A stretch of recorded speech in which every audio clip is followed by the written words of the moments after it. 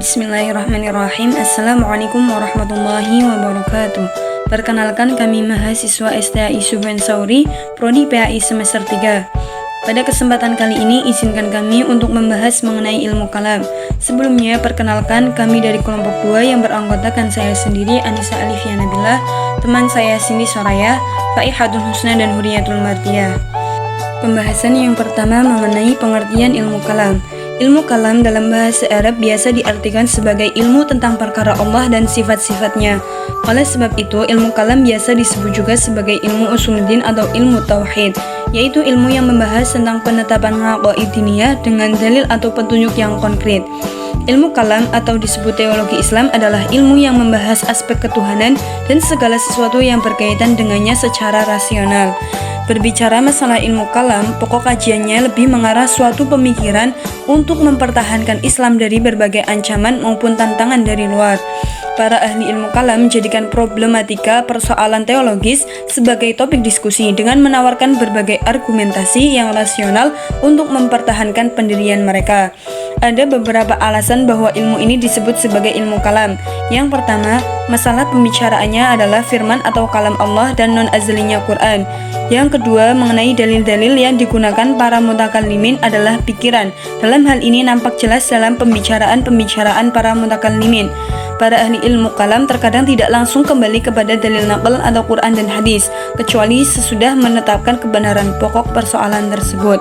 Yang ketiga, jika dicermati, cara pembuktian kepercayaan agama hampir sama dengan logika dalam filsafat. Ilmu kalam sering juga disebut ilmu tauhid atau ilmu usuluddin, dikarenakan pokok bahasanya itu memfokuskan kepada keesaan Allah baik zat maupun perbuatannya. Kemudian disebut ilmu aqidah atau ilmu usuluddin karena banyak membicarakan persoalan-persoalan yang berkaitan dengan kepercayaan dan dasar-dasar ajaran agama. Bagi orang-orang Kristen, ilmu kalam disebut sebagai ilmu teologi. Para ahli ilmu kalam, mereka itu disebut sebagai mutakallimin, yaitu golongan yang dianggap berdiri sendiri dengan menggunakan akal pikiran dalam menafsirkan ayat-ayat Al-Quran dan hadis untuk mempertahankan kepercayaan mereka masing-masing. Mereka itu berbeda dengan golongan Hambali yang berpegang teguh kepada kepercayaan orang salaf atau pemahaman yang dianut oleh para sahabat dan tabi'in. Berbeda juga dengan orang-orang tasawuf yang mendasarkan pengetahuannya kepada pengalaman batin dan renungan atau kasyif. Selanjutnya yaitu pembahasan tentang ruang lingkup ilmu kalam. Yang pertama yaitu ilahiyat, yaitu pembahasan ilmu kalam yang berkaitan tentang Allah Subhanahu wa Ta'ala, baik wujudnya, sifatnya maupun asmanya atau nama-namanya.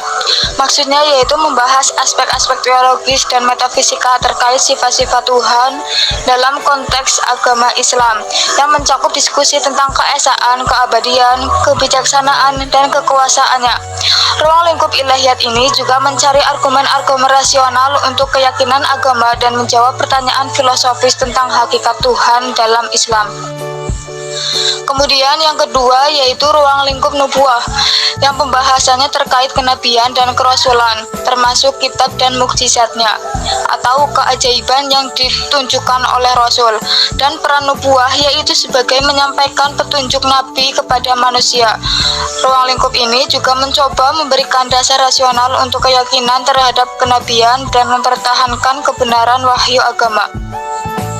Selanjutnya yang ketiga yaitu ruang lingkup rohaniyat yang pembahasannya terkait sesuatu yang gaib seperti halnya malaikat, setan, jin, dan sejenisnya.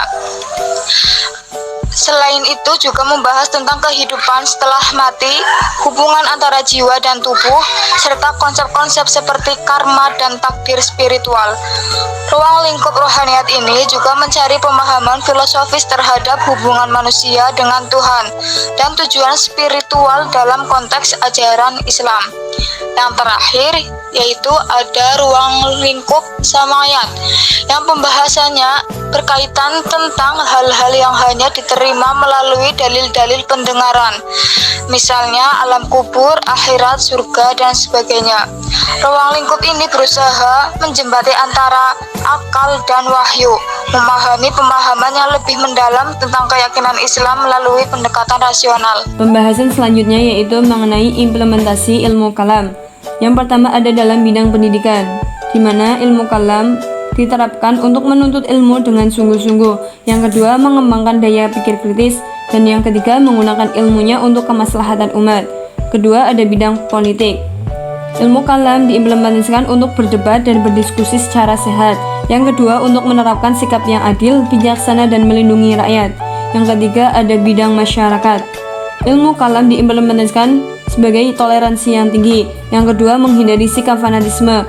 Yang ketiga, menjaga ukhuwah Islamiyah. Yang keempat, ada bidang perdagangan, di mana ilmu kalam diterapkan dengan sikap jujur dan adil. Yang terakhir, ada bidang kekeluargaan, di mana ilmu kalam itu digunakan untuk mendidik anak dengan penuh kasih sayang, dan yang kedua, untuk menghormati orang tuanya. Beberapa manfaat mempelajari ilmu kalam dalam kehidupan. Di antaranya, yang pertama, memperkuat keimanan. Ilmu kalam membantu memahami dasar-dasar teologi Islam seperti konsep tauhid, sifat wajib Allah, dan lainnya. Pemahaman ini dapat memperkuat keimanan seseorang. Yang kedua, berpikir kritis dan rasional. Ilmu kalam melatih cara berpikir kritis dan rasional dalam mengkaji doktrin teologis. Kemampuan ini dapat diterapkan dalam kehidupan sehari-hari.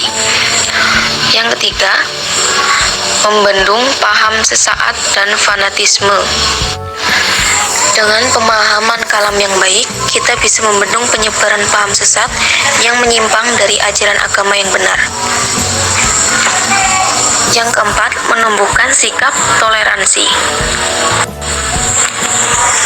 Perkuat ukhuwah Islamiyah. Walaupun berbeda aliran, ilmu kalam mengajarkan umat Islam untuk tetap memiliki persaudaraan demi menjaga kesatuan dan keutuhan umat. Yang terakhir, kemampuan berdebat dan diskusi. Ilmu kalam melatih kemampuan berdebat dan berdiskusi dengan menggunakan hujah-hujah akal. Kemampuan ini berguna dalam dialog antar umat beragama. Sekian pemaparan materi dari kelompok kami, kurang lebihnya mohon maaf. Thank you for everyone. Wassalamualaikum warahmatullahi wabarakatuh.